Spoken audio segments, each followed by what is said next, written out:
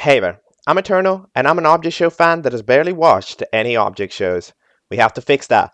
Let's play Object Catchup.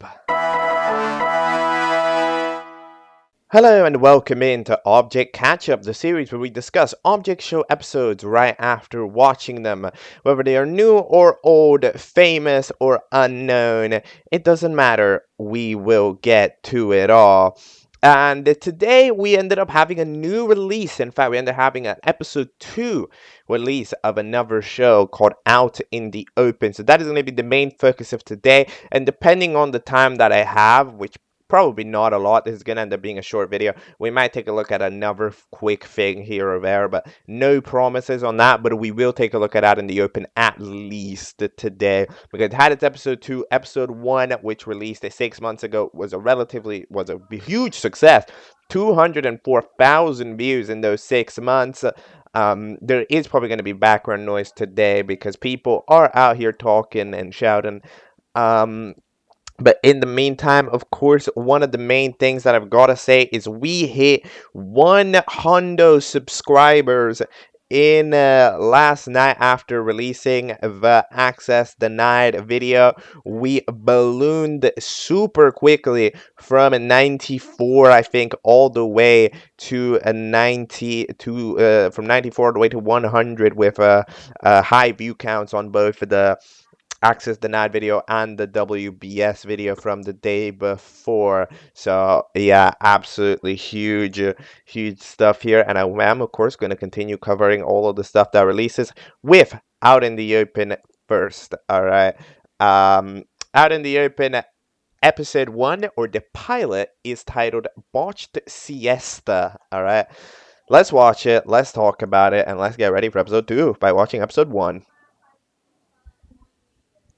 Alright, I have just finished watching the first episode of Out in the Open, Botched Siesta. So, we have an interesting premise here for our show. So, Walkie Talkie, our host, is hosting a reality show on television over there on Times Square, titled Out in the Open because the show is out in the open. You get it?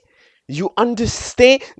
um, but immediately the vibes of this show, right?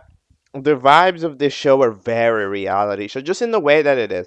The way that this thing is written gives massive vibes of reality show. Of course, it is still definitely an object show. It's like, okay, an object show is a reality show, but the way that a reality show functions is quite different to a reality show, right? So while this, of course, will share a lot of similarities with something like Total Drama in the way that the setting is structured, like in the way that everything is structured, it gives off vibes of Total Drama. But it more so, I think, just gives off the vibes of an actual reality show. You know, like Total Drama in specific was an emulation of that format. Right, but I think more in specific, I think it has to do with more actual reality shows that happened, that existed, right? Like this gives off the vibes of that, but of course it still has object show elements significantly sprinkled in, like the challenges and stuff, and for example, the team picking, right? The team naming, right? For example, like it's sort of, I consider the way that this show is to be, as far as the shows that I've watched so far on my catch up journey, right? I think that this one is probably the biggest, like the most marriage between an object show and a traditional reality show in that confront. I think that this is like the show that has managed to intertwine those two concepts the most, you know. It just has that on a T, right? So we end up having everybody join yeah, everybody leave the bus to join the show. We're in Times Square. One critique that I'm absolutely gonna give is that have you seen Times Square? That thing has like 1 billion people on it every minute. Like, I don't like, I don't. You're not gonna go to Times Square and there aren't always 20 people in the background. I feel like that's just not a thing. So like if you're hosting a show in Times Square, you're gonna need like significantly more background characters to be accurate. I'm just saying. I'm just saying, but yeah, I understand. Then we have everybody come out of the thing, come out of the bus. Wow, we get their little name tag. We get to see, and we're interested enough. We get to see the character and what they are, which of course, first of all, means that I don't need to try to describe every character because the show itself describes the characters. But also, did you know this is a thing in reality shows? Did you know reality shows do this? If I'm not mistaken, in like Big Brother, it's a famous thing where like every character like every person on the show was cast to fill in a certain archetype, right? So that means that Big Brother, I think, has like those archetypes of contestant, right? Not because they're actors, right? No, because they're not actors. It's a reality show. However, it's the people are cast in such a way to where they give off that vibe, and of course the editors do a lot of work in that aspect as well. But in Big Brother, it's a little bit more complicated because it is a 24/7 thing, if I'm not mistaken. So, like in general, people are generally cast to fit in certain societal like casting styles. Like it's not just an object show that has a cast and there's always, oh, here's the rude one, oh, here's the nice one, oh, here's the whatever, right? Like yes, I agree that that is a thing. However, like in an object show casting, you're gonna pick characters that are different to each other. However, in actual reality show casting, it is like this as well. So I think it's actually accurate. Anyway, we have Lanyard, which is the bro. We don't get to see too much of a lot of these characters. A lot of these characters, we don't get to see a lot of them because they're, more. It's not a very long episode. As far as opening episodes go of larger cast object shows, not necessarily like not the cast, but like larger size object shows in terms of quality. It's not that long, but like just yesterday we looked at a 40-minute episode one, and the other day we looked at a 40-minute episode one as well, if I'm not mistaken. So like it was, yeah. So we have, yeah, Ice Pack, the coward. That makes sense. They are indeed character heavy as well. The Hello Kitty Cup, which is the shy. We do maybe have a graphical glitch that the name was too long, but oh well, it happens. Paperclip. Which what are they? Stewie Griffin. Okay, interesting. Honestly, fair point. No, not every show is actually no unfair point. Not every show's out in the open. They're just wrong. Come on, Hello Kitty Cup. Be correct. Have you never watched TV? You're shy. You're supposed to do that. The parasocial. Yep, that's the OSC fan. Um, we have Dogwater, the nonchalant, the bottle, the strategic. Okay, didn't actually feel that strategic, by the way. Didn't feel that strategic in this episode. Jim Scooter, the boy. Smoothie, the asshole. Yep, indeed. Applesauce, the guy. Indeed, another guy. And then the gal, Tropicana. They're like friendos. Microwave, the brain rot. Indeed. Popcorn, the egotistical. And Staffery, the powerful. And then, if I'm not mistaken, there's also Artificial Planet, the extremely powerful, which they don't even have pronouns. So, yeah.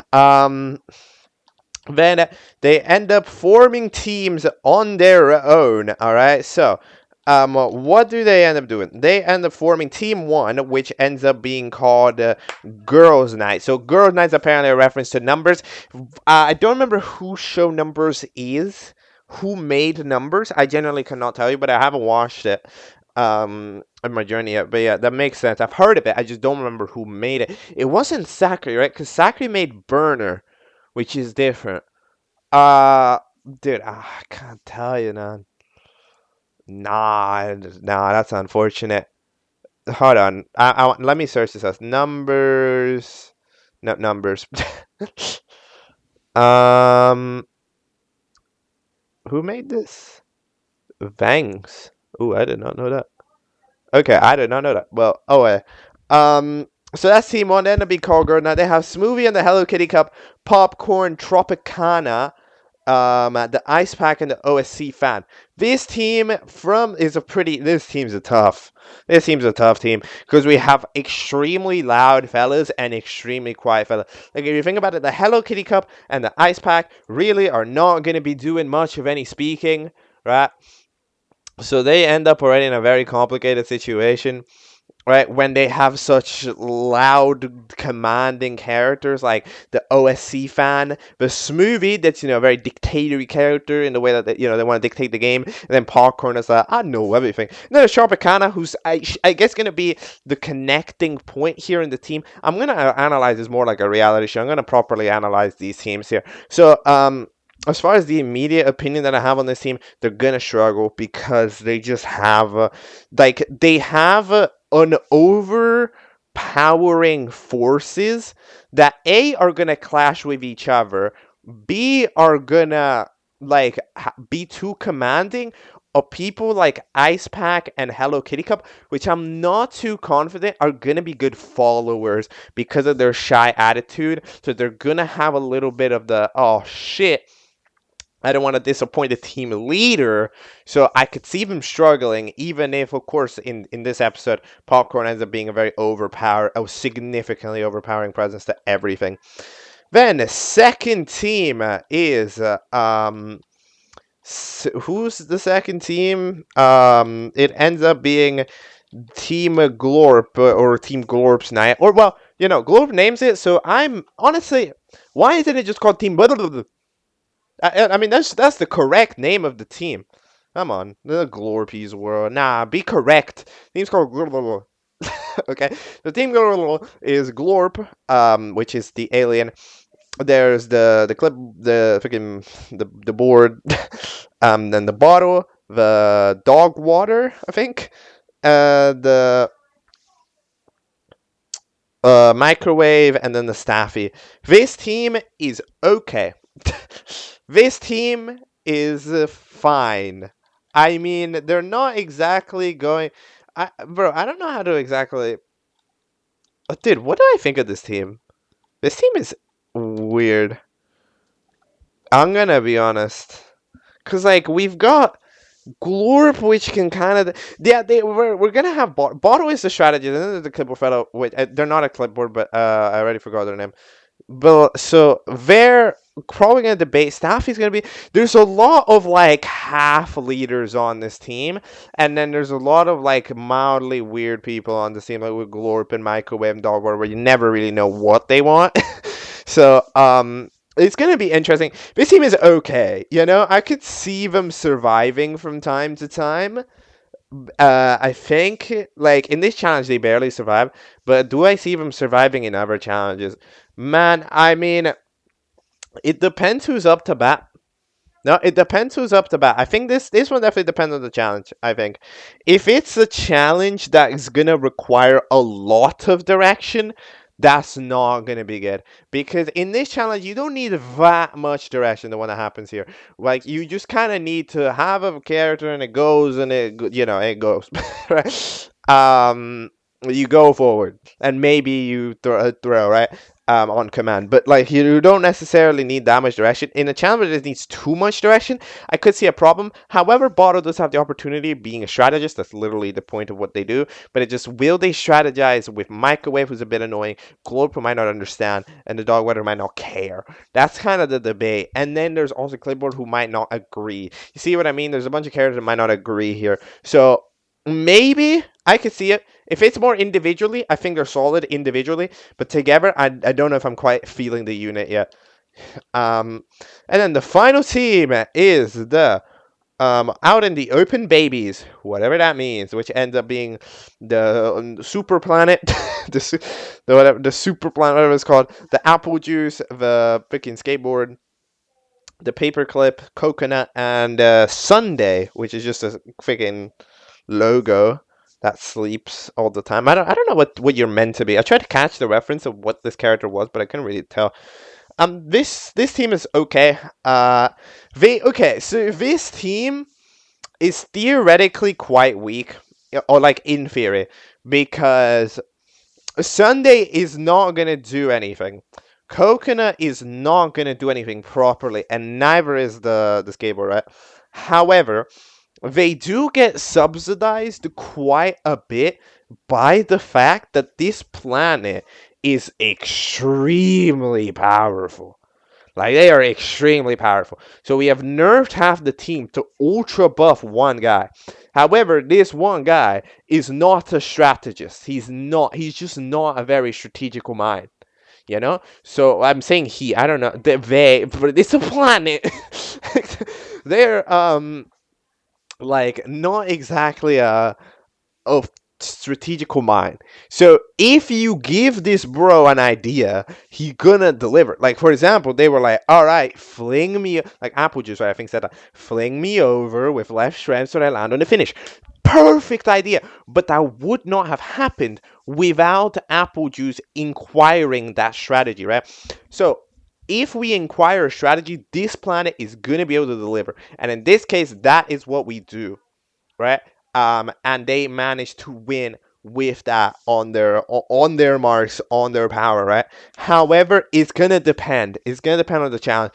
I can see them being safe a lot if Apple Juice, especially. This is pretty much Apple Juice has to be a director to Planet. This has to be the dynamic that has happened for this team to do well, because I know that this team is not going to do very well in my opinion, because it's just the type of thing that you write. It's going to be writing where, like, in this challenge it works, but in the next challenge Apple Juice is going to be like, hey Planet, can you do this? And then Planet proceeds to misunderstand completely and do the wrong thing, and then they're out for Elam, and then Planet gets out by being the strongest character. This is the type of thing that happens very consistently, right? So that's my prediction. What's going to happen if they can direct Planet? They're going to have a solid time, because half of this team is dead weight, right? So that's kind of the power that we need. Speaking of which, the challenge itself ends up being a couple of it ends up just being jump across the sky, because yeah, there's not much to say. They end up, I guess, fighting each other, to be honest. Like, now I don't really have too much to say about this challenge.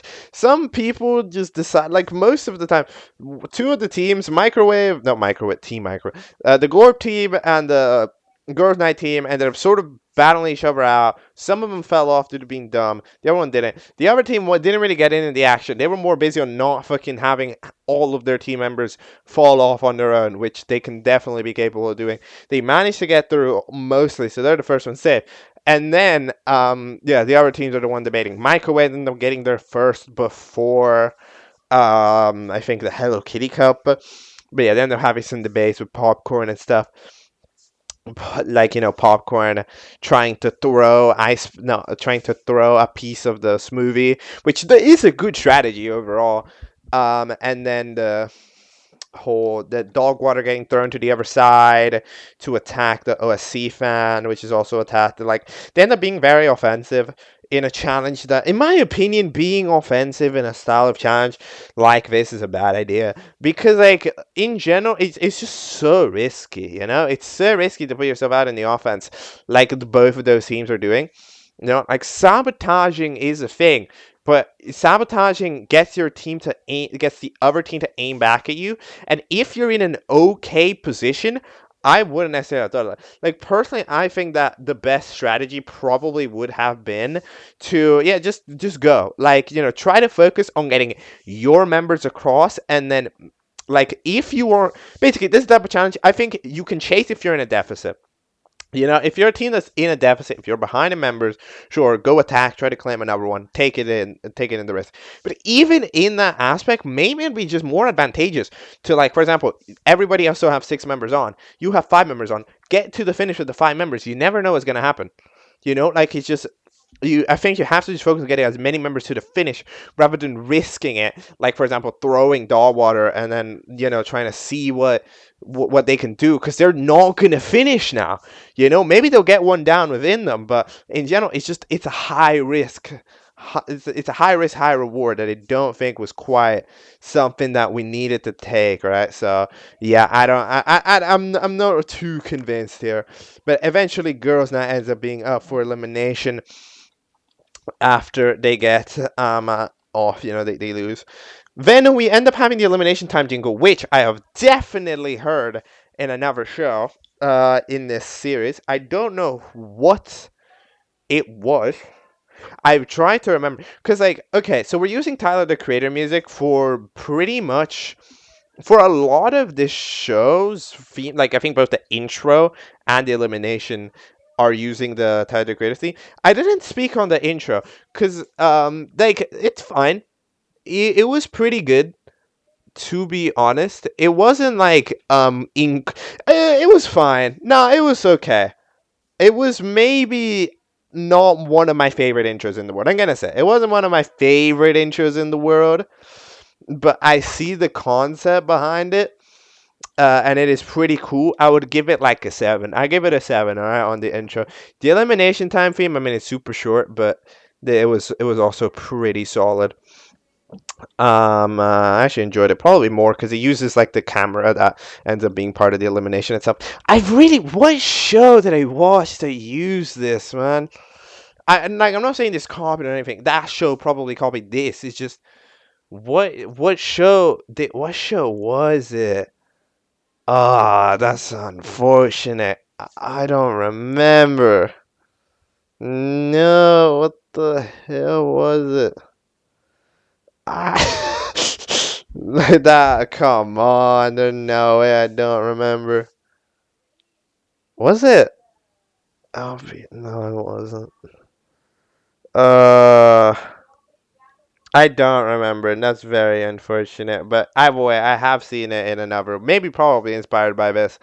But yeah, and in general, just musically, this does audio wise, it did definitely feel like sort of a mishmash like of music that I've heard in other shows. Like for example, the girls' night theme is Glitter, which is also the theme that we used for Google's diplomatic show intro and all that stuff, right? Like we end up having a lot of music that just has appeared in other areas of the bubble, which is cool. It does make this feel like such a combination of everything. And then we have our voting. Conventional voting, basically, is how we go. You go in, cast your vote, you get to hear one or two of them. It's exactly like a reality show, like a Survivor, for example, right? Where you get to see a couple of people's reasonings, as they say the paper, not all of them, to keep the suspense, and then all of that good stuff. And we end up eliminating Popcorn. Popcorn ends up getting eliminated. The egotistical, too famous, high rating, nobody on the team likes him. Very obvious boots for episode 1 when we don't have viewer voting, which wouldn't make any sense. Viewer voting isn't a thing in reality shows of like the proper scale. Okay, some some of them, but it's very rare. Usually a reality show like a Survivor, they're pre-filmed, very much so in advance. Um, having a reality show that's truly 100% live is actually not that many. So yeah, Popcorn ends up getting eliminated, and you know what? I like this. I like that because sometimes there's this thing that reality shows also do, and it's those episode 1s that focus in on a character, but the character's getting out. This is the thing that reality shows do. I don't know how regularly they do because I don't watch reality shows that often, to be honest. Like I watch enough to get a grasp on it, but I don't watch it hilariously often. But in general, I noticed that reality shows do tend to put episode 1 as put the eliminated contestant as mostly the star of episode 1, because that's the only episode that they're gonna get, you know? And like if they don't get screen time and then they get eliminated, it's like who cares about them? So here as well, we have smart writing on doing that because we end up having an episode who I think Popcorn probably has the most screen time in this episode, or nearing the most screen time in this episode, right? Top 3, I think, for sure, at least. If you just count total amount of time on screen, right? So like but then they get out immediately, which, while we won't get to see Popcorn again for the foreseeable future, we had this episode where we got to truly pretty much learn what the hell Popcorn's deal was and why they got the first boo, right? Which does mean that, of course, we sidetrack some other characters that are going to stay here for longer. However, this means that we've had our episode 1 where we focus on the contestant that gets eliminated, because it also acts as a subversion of expectation for the viewer. Because I think that on average, a viewer expects the first boot to be a character that's irrelevant. You know, a character that isn't interesting, you expect to be the first boo. However, reality shows, they do tend to try to surprise viewers by doing exactly that, by having the first boo be the character with the most screen time, because then you think they're the most relevant character. But it's like, shit, they eliminated the most relevant character in episode 1. You know, when it's like, that's specifically the point. They made a non-relevant character relevant for episode 1, so that way their elimination makes sense. You know, that's what they do, and that's what they did here as well in this writing, which, hey, I have to absolutely commend it. Taking the elements that function in a reality show and then putting them right here is a direct decision that has to be made, whether it's consciously or subconsciously. This was a writing decision that had to be made, and it really helps, I think, by having the structure of how reality show episodes actually allocate their time. I think really shows the writing credit that this show has, which is amazing. So, honestly, that's a massive bonus. All right. So yeah, popcorn gets out. Then we end up having they end up going into a camera, whatever that means. But we end up having the episode for tomorrow in the timeline, which of course ends up being 6 months later here. It is time to go look at it. You know, the latest episode of Out in the Open. It is titled The Amazing Digital Footprint, and I already see Microwave in the thumbnail, so I can see who invented that title. Let's go watch it. I'll be very curious about Microwave, by the way, because, like, will the Slingo update? Because it's only been 1 day, so theoretically the brainwash should be stuck in 6 months ago to be 100% accurate. But oh well. Let's watch it. Let's talk about it.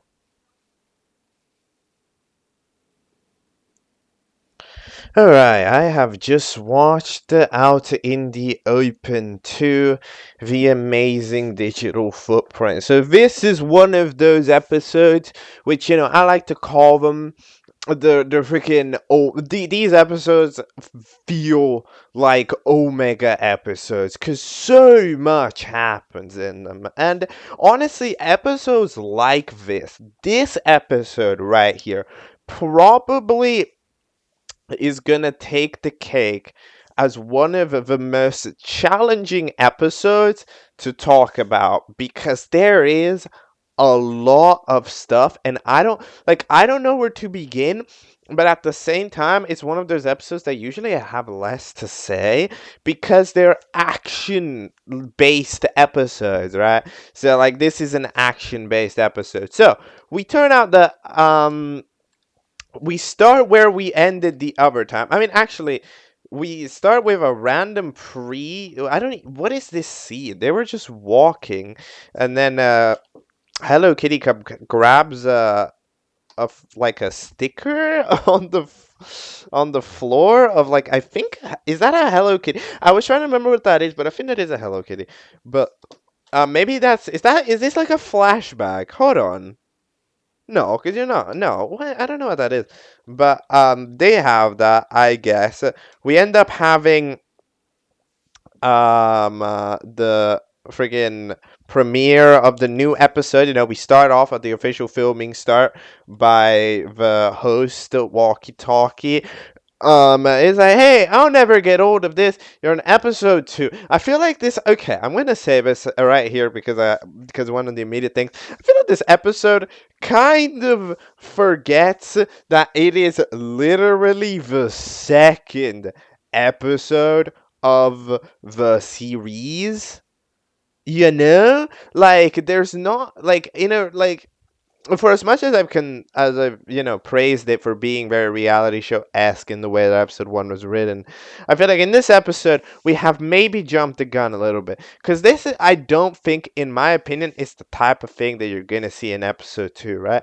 Because, like, for example, in a couple of minutes we're gonna get a scene with fucking Smoothie talking to Bottle, being like, hey, would you like an alliance? Maybe some additional votes in a merge? And it's like, okay, yes, I don't mind that. That's actually cool, right? Because reality shows, of course, they do have alliances and stuff, and people figuring out, okay, we can be friends now, so we can vote for each other later. But in episode two, like, it's the next morning.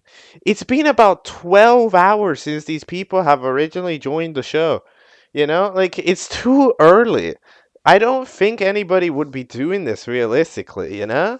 Like, it's not quite, it's too early to be doing merge talks where you've eliminated one person, like the first boot, you know? When merge is gonna be for maybe like 10 episodes, you know, like, I don't think anybody's realistically doing that. And Smoothie doesn't strike me as the dumb character that would suggest it. Like, I don't know, man, that was kind of weird. I feel like there's a lot of writing decisions in this episode that I'm gonna find a little bit weird. But I don't even know what the issue there at the beginning disregarded it. Like, what did she disregard? Someone being dead? Or like the elimination procedures? The elimination procedure is the only thing in the show that directly feels wrong, because, like, of course we saw it in the like, wrong in terms of, illegal properly in the way, because, okay, we're in an object show version of Times Square, and we have an elimination machine fit no elimination machine, we have a recovery machine thing, just like public property, just revive whoever you want. Take the line, and then you'll revive them. Okay, which is a good way to do it. Yeah, I guess. I mean, yeah, I mean, that's a good way to do it. Having a public space where you can just recover, and that makes sense, right? However, the elimination procedure, I don't believe actually brings the contestants, like, they don't die, but they're not there either. They get sucked into whatever cameras go, like the camera world or whatever. Presumably, this could be not extremely evil.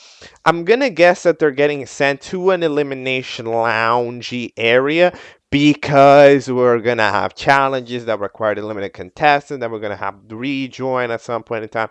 So they're just being kept there, like the elimination zone, right? So that they don't just get sent home, right?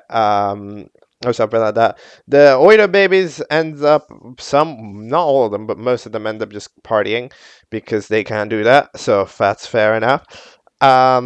We then have a couple of fellas that start going to recover people. For some reason, they recover them one at a time, which is an interesting thing. So, okay, I understand. Okay, presumably what's happening is that within this society that they have formed, there's just like a rule, like, yo, recover one person, all right, and then no more.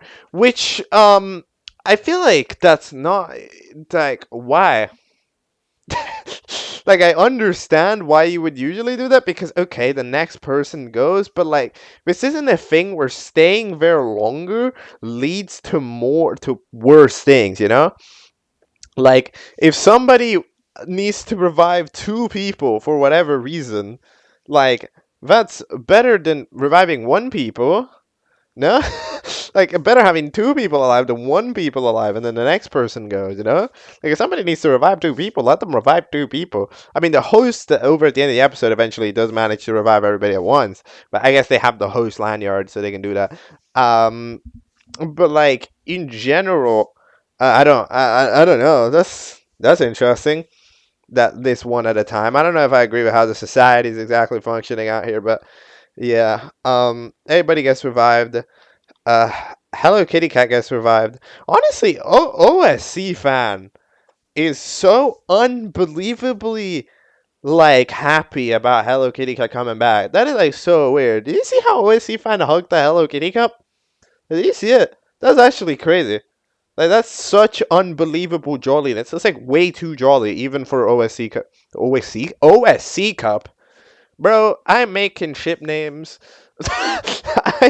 What am I doing? What is that? Nah, stop. Okay, OSC fan. So yeah. Hello Kitty Cup just got freaking snatched by a microwave to get drunk, I guess. So yeah, they definitely had a party. Um, then they end up recovering the other people like microwaves, which you can. But I'm just gonna point it out. Like twice, I think in this episode, they microwave is going to make a massive joke. You know, massive the joke that was a thing like a couple of months ago. Yeah, that's tough. You see, this is a problem. You can't do that. You know, like this is one of the things where that's a problem with the microwave character. The jokes they can be with the times. It's just impossible. In the way that an episode takes multiple months of production, that joke's gone out of style, and they've tried to save it by like cutting it off here and there, but it does feel like watching it today feels a bit dated with microwave like that writing. Microwave feels like they were written 4 months ago, you know, because like, and I'm sure if we're starting writing on episode 3, it's gonna be like 5 months from now, and I'm gonna see microwave do a 6-7 joke when when 6-7's all dead, right? Like I already see it in the banner of the channel, so that's why I know it's happening, and it's gonna be like, oh god. But it's like, you are the brain rot character. You're supposed to do brain rot, but the problem is you can't predict the next brain rot that's going to be relevant around the time. So it just becomes very difficult to do when you're writing a character. When these episodes don't have quick turnaround times, it's really hard to be with the times. And the microwave, in the way that microwave lingo works, is directly related to being with the times. So that makes it very complicated to have microwave not feel out of tune with the time that the episode's uploaded in. It's gonna be an issue. I don't think this episode does it correctly because, like, I mean, I don't know how you would do it correctly. It's just very difficult, you know, to do because the jokes are gonna grow out of line when you were writing the episode. They're fresh, right? That's kind of the thing. But Paperclip ends up getting super angry at the planet because, you know, they threw him all the way to the Omega Sky, right?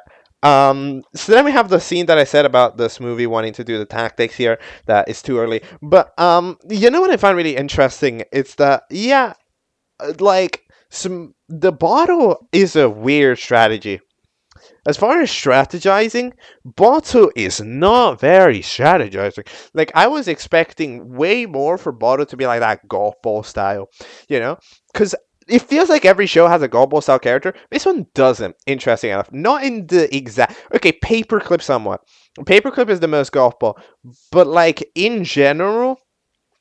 I was expecting Boto to be more like that when they were called like the strategists in the friggin' thing, right? The analysts, whatever. But like, they're really not. They're not really a strategizer. You know, like they think about things to a medium degree, but their strategy and analyzing has pretty much gone as far as I don't know how they won. What? Good strategizing, Bottle. You're truly gonna get him. I'm gonna hire you to strategize. What? Like, I don't know. It's great strategizing. Like, I'm not too confident on Bottle's capabilities out here. To be honest, I don't think you're as smart as tends to be. You're just mildly relaxed. Um, then the planet is pretty upset. No, pretty upset. So the TV is dead. All right, the TV is dead because, you know, they got rid of it last episode, which means that we are gonna need to fix the TV. So that is the challenge: fix the television, bring it back, and that team will be safe. The other two teams will be up for elimination. Now, immediate idea, okay, that nobody tried, but like it wasn't even discussed as an option, which is very interesting to me. But like, TV is a technology. No, but like TV is a person. You just revive TV. You know, like the TV dead, revive TV. Surely. No? Like, that's not a thing you can do? Why not? Why not? Why is it not a thing you can do? TV is a thing. It's a person style character. You know, like they talk, they have their own mind. They have to get switched on and off, but I mean, presumably that'd be the other electronics as well. Like, kind of like how in electronics batteries, when it's charged off, like, you can put it back on, it'll turn on. Like, they're not forced to be on all the time. Like, surely you can revive the TV at the fucking revival thing, no? Like, that's the thing I don't understand. And it's like, oh no, you're a technology man. Microwaves are technological. Microwave is technology. We've revived microwave like multiple times. And that's the same category of thing. Household appliance.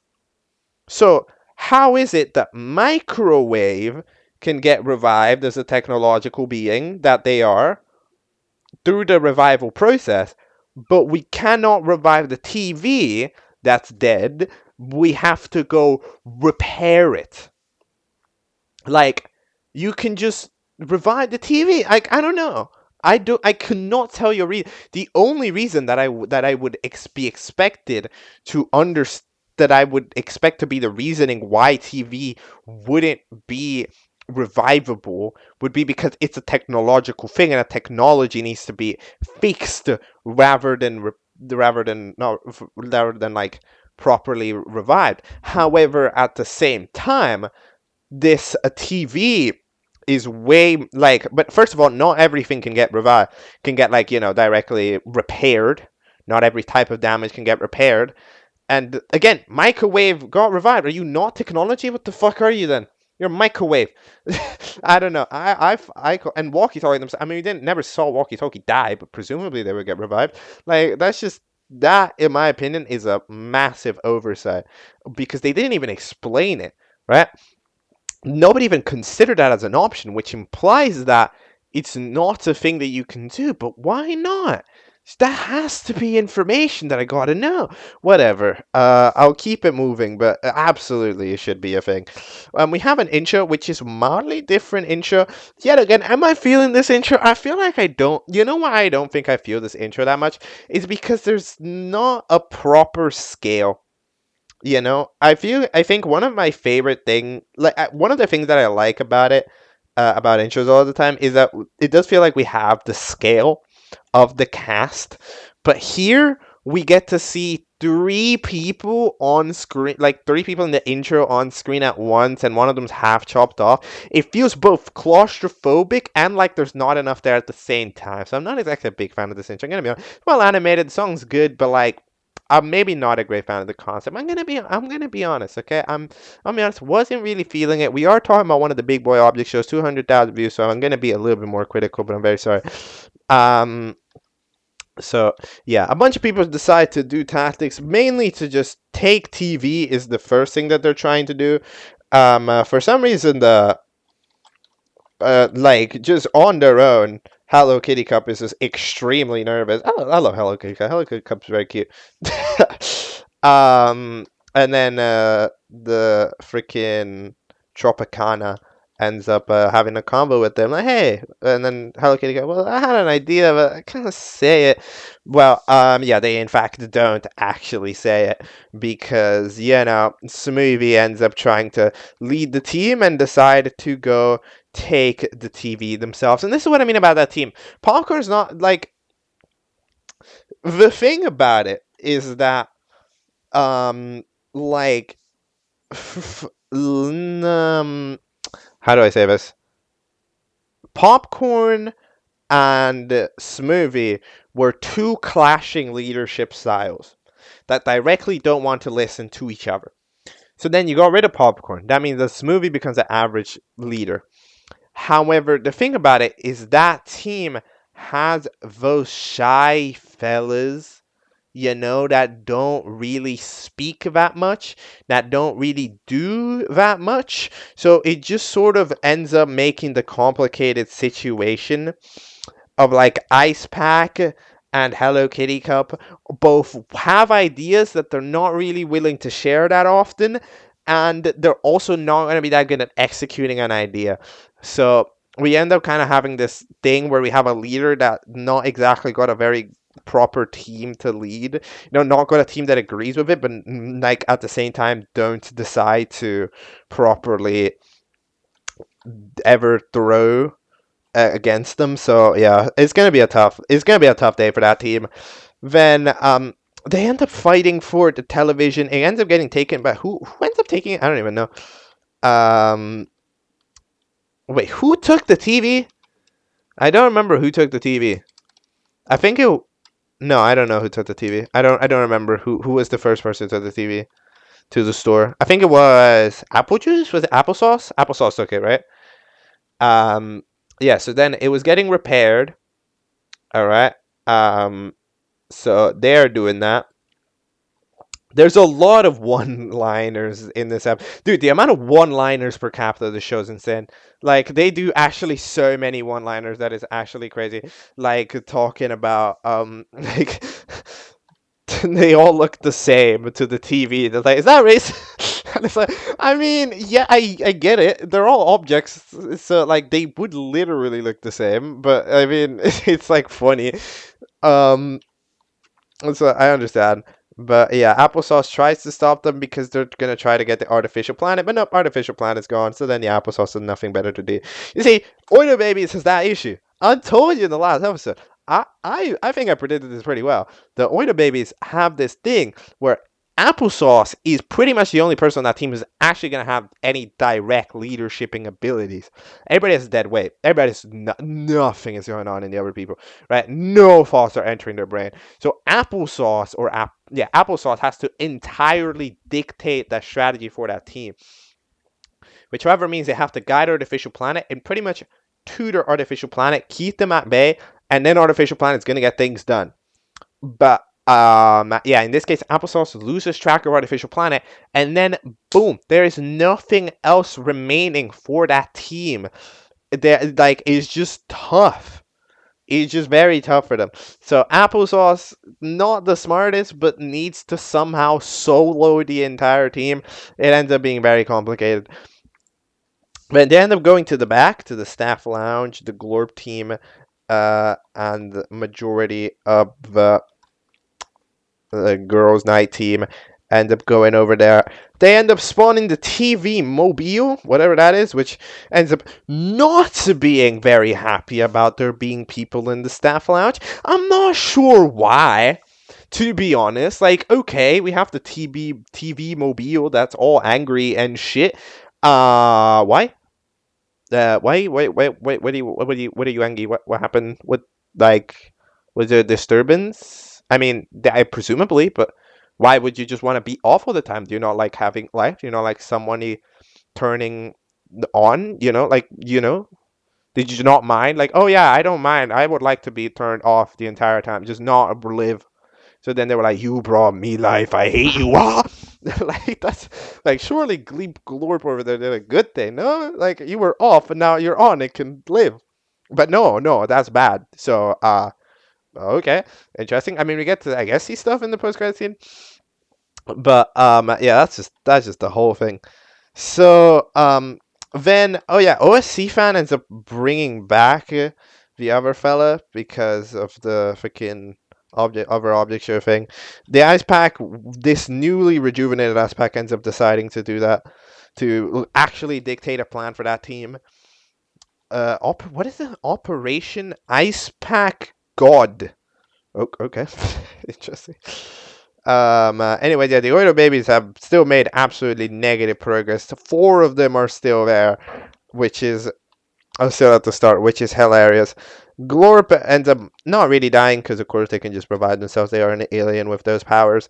And then the Staffy, with their command block powers, ends up managing to get the TV over to them until the TV mobile has directly decided to no. Then we have the applesauce disguise from OSC fan, which the movie laughs at. To be fair, it is not great. I mean, it's fine. It's funky. The fact that it has boots is the funniest part about it. It's a disguise. I mean, look. It's one of those. It's very cartoony, of course. Like, obviously, you would find out if you are any type of person, but we're doing the cartoony thing where obviously fake thing walks in. Oh yeah, hello, how you do? So sure, why not? We can do that.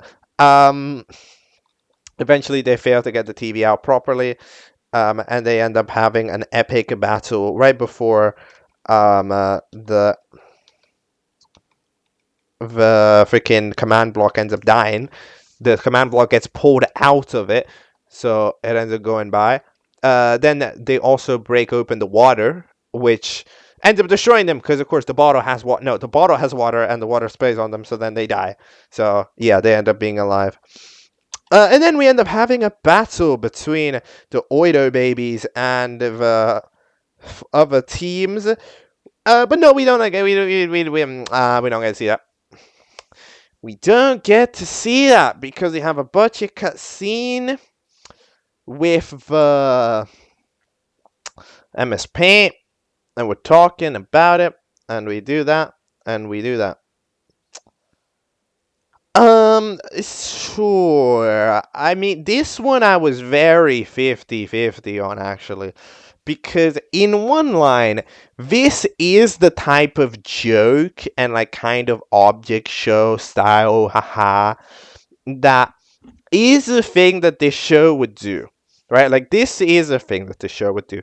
That makes sense. Like, within the joke narrative of the show, yeah, like this show's serious, but at the same time, it's very much so has so many gags. It is gags galore while still trying to hold itself up to a reasonable standard of plot, right? Like it's trying to do both at the same time. It's succeeding, kind of. However, it does lead to me criticizing it a lot, like you're currently seeing. It happens, okay? It'll happen. So like, it is doing that, but at the same time, like, this should have been a scene, though. You know? Like, it's an epic fight scene. It's an animator's dream. It's the biggest show off of the century. Have you not seen a fight scene in another show? They always get praised. Everybody goes like, yippee, you did it. You did incredible thing. And it looks cool as fuck. Everybody says that it's cool as fuck. And then everybody goes like, hell yeah. You know? Like, we just saw it in WBS 2 that released the other day. We had an epic fight scene. Everybody was like, oh my god, this scene was epic. Remember Animatic Battle 2, where we had the fight between Animatic and exclamation mark? Everybody was like, oh my god, that was the best scene I've ever seen. You know? So, like, fight scenes are extremely well appreciated. You know? So, at the same time, it's like, are we really scrapping that? Like, surely this is a good opportunity. It's a good opportunity for the show. You know, the show to show itself off. The show has good animation and good animators on it. Show off. You know, you can have a little show off moment. You know, like a little moment. Like we're scrapping a potentially highlight reel worthy moment of the show for a gag. You know, and maybe the problem is, of course, that it takes too long to animate and it's difficult. Like, I understand, but I think by how high level a lot of the fight scenes are in shows, I think they're also some of the most fun to make for a lot of people. So like, I mean, I would have personally, of course, I'm not exactly in the seat, so I don't really have a moment. But of course, from my outsider perspective, looking in, I think it makes sense to do it because it's gonna be a great scene for the show. Everybody's gonna love it. You're gonna get to have fun making a scene that's not usually, because most of the scenes there's gonna be people talking, and it's gonna be cool, right? So I would have personally done it, but oh well. Then afterwards, you end up having another gag back to back with the fucking stop from the pillow fella, the pillow host, which the pillow TV personality, which that was I feel like that was maybe the weak point of the episode for me because it was like it was very close proximity gags that literally stopped the episode. So I don't really know. For some reason, Hello Kitty Cup hears to lock in and locks in. I don't really know what happened. They like have doll water on them. I don't know what happened, genuinely, but they end up having some sort of thing unlocked. For some reason, the doll water gets very angry. Like they see. But what happened? No, hold on. Let me quickly give in a look. Lock in, and then they do that. Bro, I don't know what the hell happened. They just had freaking. They were a Hello Kitty cup and it randomly lock in with the juice. And then Dollwater looked at it and was for some reason very mad at it, which I have no idea why that happened, to be honest. But okay. Then the TV ends up getting back. Actually, first, we end up having an interesting scene. Apparently, every other competition host in this timeline has disappeared. They're not there. They have disappeared. So we get an article saying, "Is she next?" That we end up getting delivered to our host walkie-talkie. Which, of course, isn't going to exactly think about it. As a host, they're very short-tempered. They're very They're not very hosty. Like, in fact, in the elimination that's about to happen, they literally don't Friplin do the elimination to let the Oito babies do the elimination after getting interrupted 2 times. Come on, you gotta have a better temper than that, walkie-talkie. Come on, you're hosting a show out in the open, which nice. That is a joke that is made by OSC fan though, so I kind of exactly found it out of it. Sunday, by the way. So okay. Hello Kitty Cup delivers the television, but then the television was off, so technically they're not alive, which means that until Sunday ends up deciding to turn them on, they end up being there, and then that means that the Oito babies are safe for the 2nd episode in a row because Sleepy Sunday, which actually wakes up in about 1 minute, which everybody went like, what? Ends up being a thing. So like, I ain't even gonna lie. That makes sense that would be the requirement, I guess, right? Because it's like, okay, sure, if you have it turned off, walkie-talkie is kind of playing dumb a little bit. We're winning on a technicality here, the Oito babies. But hey, if you win, you win. This is the type of challenge win where the Oito baby they didn't do anything to deserve it really, other than applesauce, which did order. To be fair, Applesauce ordered the TV to get repaired in the first place. So they are the cause of that happening, right? So in that aspect, the Oito Baby do deserve points for that. However, they don't do anything else, right? Other than turning on. However, sure, they deserve it. Let's say they deserve it. Because why not? They brought it to get it fixed, sure. And then they turned the TV on at the end. That's 2 points.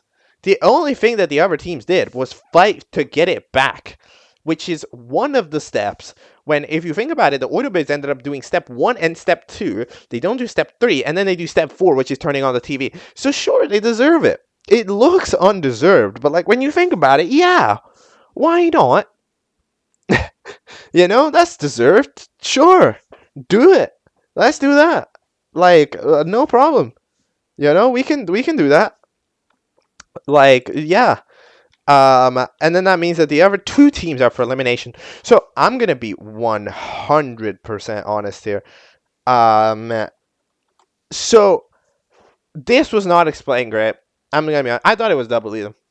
I just thought it was double elimination because 2 teams up for elimination in pretty much every other object show for the past while has meant 2 people get eliminated. So I thought, okay.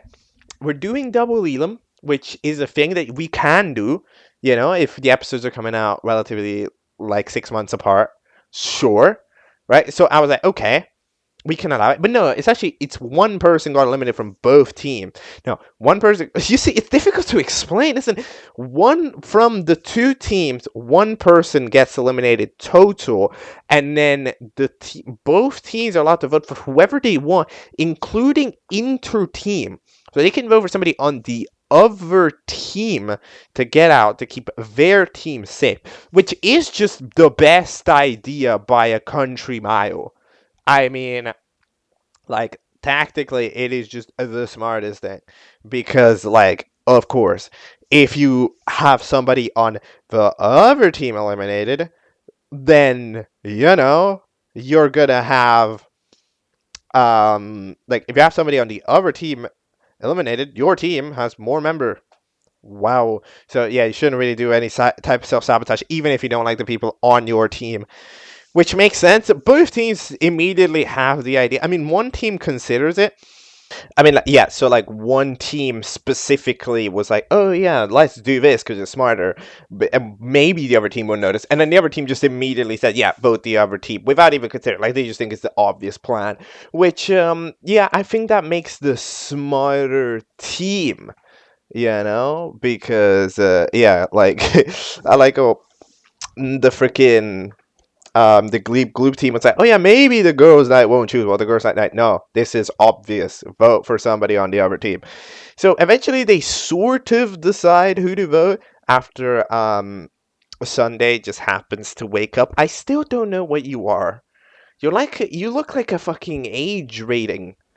Like, what is this? 78 CKT? Like I don't know what this is, but then eventually we have the final two people because on either team decided to vote. So they chose OSC fan on one team because they just considered them annoying. On the Glebe, no, on the team, and then on the other team we had Microwave as the one on the Gleep Gloop team that the others all collectively decided, yeah, go Microwave. He's mean to freaking Hello Kitty Cup. The OSC fan on the girls' night team was like, everybody else was like, yeah, they're just annoying, which fair enough. Then they end up, however, on a tiebreaker, which ends up. You see, at that moment when they said the split screen, I thought, okay, they're both out. Like genuinely, this gave me heavy vibes of Double Elam, but no, it's not Double Elam. That's just my bad. That's my bad at non comprehension. I mean, again, it makes sense as a format. It just I expect it to be like an object show usually, you know. But no, that's just completely that's a me thing. That's a me critique. But goodbye, Microwave. You end up getting deleted because of the TV wheel, which ends up choosing OSC fan to be safe completely at random. I'm not really sure what exactly happens. The TV like shoots a fucking laser, no, or the microwave explode. Wait, what happens? Hold on, let me go for it because I actually never read this. Flammable object inserted in micro. Oh, the sunglasses were in the microwave. Oh, okay, so then they explode. Yeah, that makes sense. That did happen a while back. Okay. I mean, that is way too late for that to have happened. I'm gonna be absolutely for real. Those were there the whole day, but convenient timing much. But okay, then when the timing ends, and then finally at the post-credit scene, when they find out that the broken command block that Staffy ends up getting taken by some type of poker chip, which ends up managing to connect it and seems to be capable of utilizing its power. So we might see in a future episode something along those lines be used. Yet again, I am getting vibes of, oh my god, this is so early for something like this to happen. It just feels early for us to have a show hijacking. What, in episode 3? Like, are we gonna have a hijack in episode 3? Really? Kind of like, are we setting up merge alliances in episode 2? It just feels like things are maybe happening a little bit early, so we have to wait. But, here's an example. Invasion. Object Invasion? Object Invasion right now has the whole hijack show by whatever being, by, the other people, right? However, that took like 8 episodes to happen, and it started off happening all the way in episode, like, 4, and it just slowly developed. So I'm worried that, like, okay, you got the command block, it means episode 3 hijack. It's like, no, please, let's not do that. That's gonna take. It's just not gonna be good. If you do it like that, because like it's gonna be too early. It's gonna feel rushed. I feel that's the one thing that they showed that I'm worried about. It maybe gives me vibes of a little rush. In the way that it's doing arcs. Like I feel like it's doing arcs too fast. But at the same time, it's not doing arcs at all. It's kind of doing weird. I mean, of course, the characters are having a little bit of a different dynamic than usual because they're very reality show. Like they feel more like reality show contestants than an object show contestant. So arcs in the classic sense of being friends and buddies don't happen as often. But you can see kind of the freaking like implants of arcs happening with the Hello Kitty Cup and then the other fella, which I already forgot the name because I am very bad at remembering names. I am one of the top 0 people. Let's go. Um, yeah, that's a vibe. But sorry, who? Hold on, give me a quick second. Give me a quick second. I'm not gonna allow myself. Tropicana, yes, Tropicana, yes. Okay, sorry, I just had to remember. Um, yeah, you can kind of see the inklings of that forming with Tropicana and the Hello Kitty Cup, right? However, like we'll be curious to see if there's any other arcs that are gonna be happening because yeah, this currently feels very reality show. And yeah, that's its biggest strength. Now talking more generally about the show, this show's biggest strength is that I think it has set itself up in a way where it can feel like a reality show, in a way where very few other object shows can properly feel like a reality show. Like if this show just wants to straight up go full in on doing what a reality show does, right? And just going for it, just like proper characters, think in that style, use confessionals in that style, plan challenges in that style, right?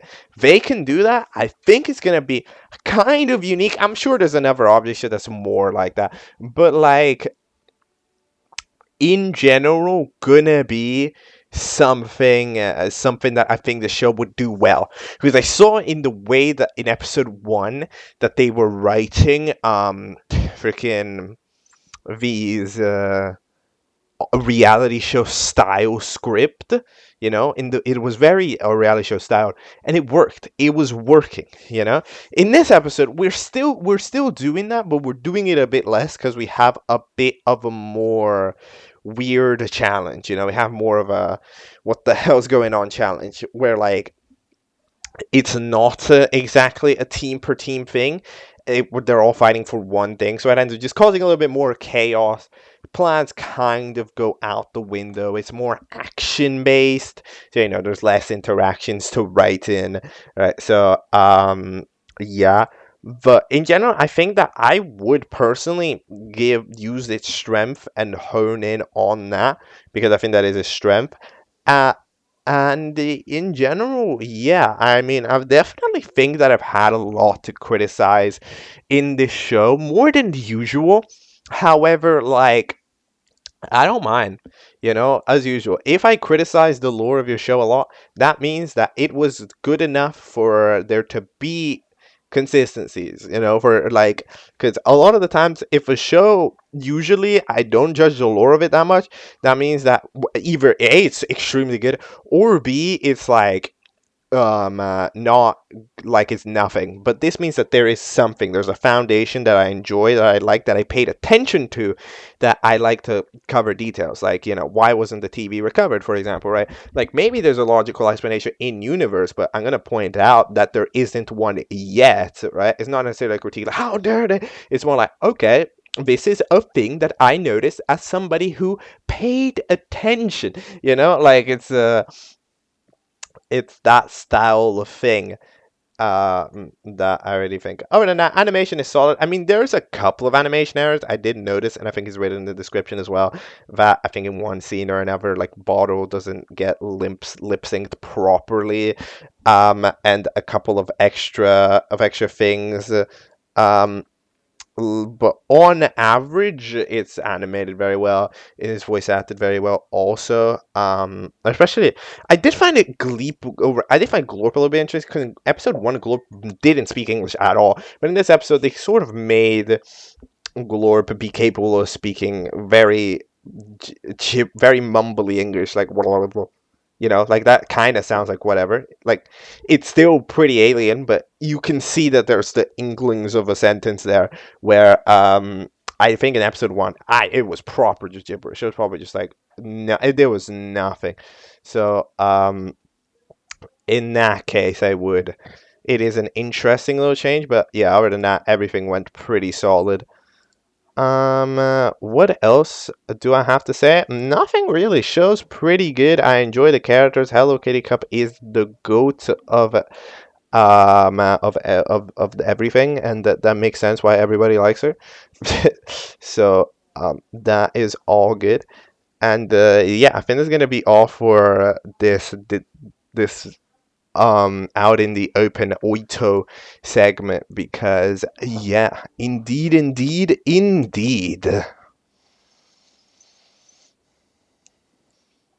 All right. We'll discuss two quick little things before we leave. First of all, we're going to be discussing the first episode of TRIZZLER. So TRIZZLER is created by Hubbabubba, all right, which we covered a couple of weeks ago because they made the squared rootly object show, which was a 20-second little joke thing because oh my god, it's a show with one character. However, of course, this means that we're now following Hubbabubba, and we will discuss other things that Hubbabubba makes.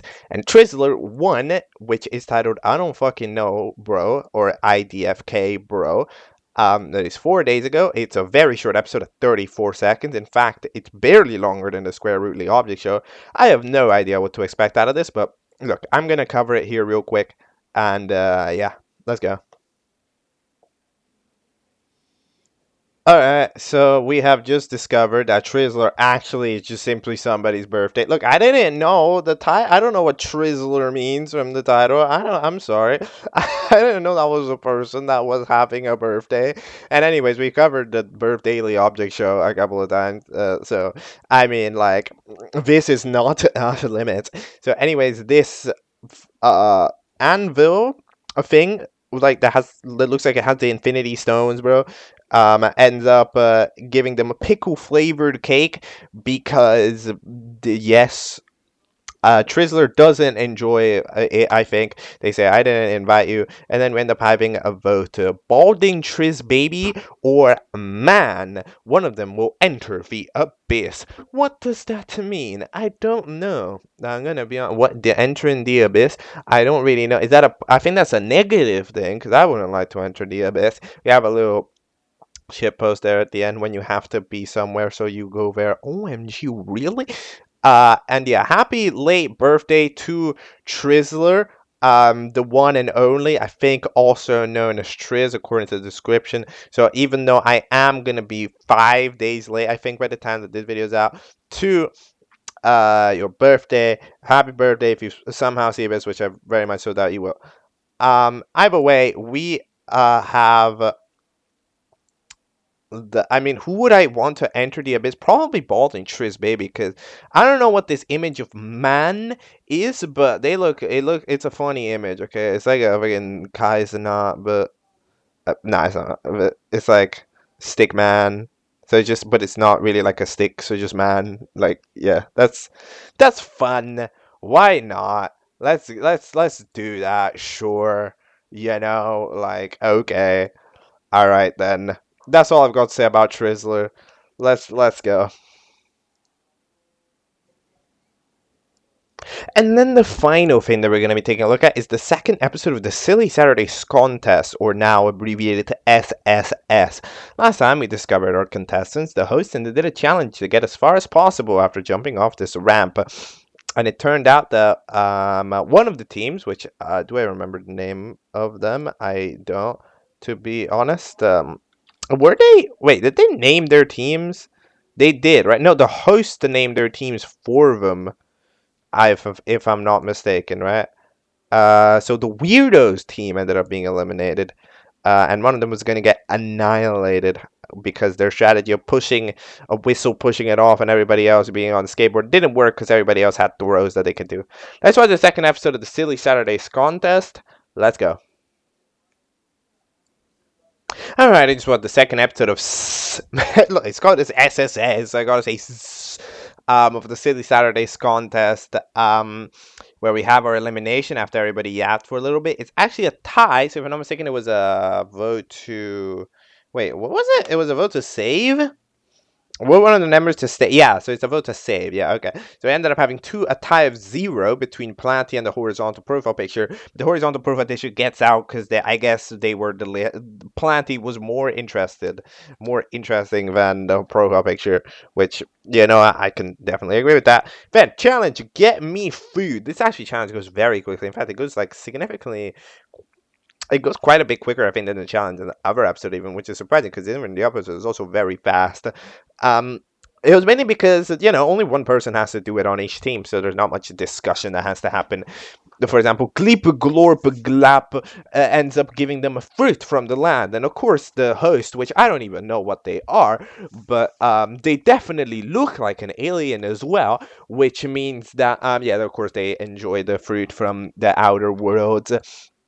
Meanwhile, the a whistle, which is just very silently leading the team. Of course, they made the team lose last time, technically, because they pushed off the skateboard, but somebody had to do that anyways. It was on the other team to not recognize that somebody needed to throw the others, right? Because the other team recognized this with Steven and with the slime Gleep Gloop. When like that team didn't, so they ended up losing, right? So it's not Whistle's fault. Whistles is doing her part completely correctly, and in fact, he or she does it correctly. She just goes buy food and goes give it. Not too much asking. The chair and Star Balloon spend way too long considering how to avenge Steven, but they don't actually go on and avenge Steven, and eventually it turns out that it's too late before they can actually avenge Steven. One of the things that I will absolutely say still is, out of the Flipper Clip animation that I've seen, I do think that balloon animation does certainly have a very unique style to how theirs specifically tends to look. Like, the way that certain actions are played out, like for example when Rocky at the beginning conversation barfed out, walked down bathroom, it just looks different than anything else I've seen. It has a different style, and you can see it at like this ending, the wave at this final part, right, of the whole, like, I don't even know what it is, but like with the screen all glitching out and everything worried, and then eventually it fading to black and stuff, right? It's like the way that this looks, and then eventually you fucking get to see Steven without a face or whatever. Like, it is one, like, that, it looks unique. It looks kind of cool because it's completely unique and not something that you actually see somewhere else. So I will absolutely give it commendation for that. But other than that, I mean, as usual, I would personally enjoy challenges that cause more interaction to happen. However, that makes episodes longer, and making episodes longer sometimes isn't realistic, and it's not good because of, the fact that we're gonna end up having more issues with the whole the whole shebang of production, right? It's gonna take longer. It's gonna be more complicated to make, motivation, all that stuff. So I understand. I would have made it longer, but I understand. All right, that's all I've really got to say. It was cool. All right, let's do an outro.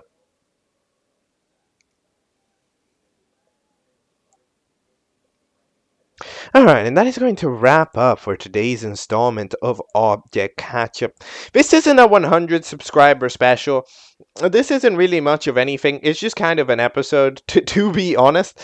I did happen to be busy today, so I couldn't exactly take a look at too much, so I decided to cover the minimum that I should have, which was, of course, an hour of a new show, and then a couple of returnees. And it just so happened that this, one of the, a relatively big show, one that I consider a big show, released an episode. So we got to do that pretty simply, pretty easily. So while we maybe didn't have a massive episode, that's all right, especially if it especially compared to that, to like yesterday, for example. I had maybe a third of the time. So with a third of the time, locking in an episode that's just half of the time, it's pretty good performance to me. So yeah, will I do a subscriber special? I don't know. Maybe I could. I don't really have anything that's like catch up related. That would be an idea. I could make a video that's not a catch up, but like other than that, um, I'm not exactly thinking about it. So for now, no, but maybe sometime. I'll have to see. For the meanwhile, that is all that we're going to be discussing in today's video. For the shows that we watched, we're all caught up. That's all. Goodbye.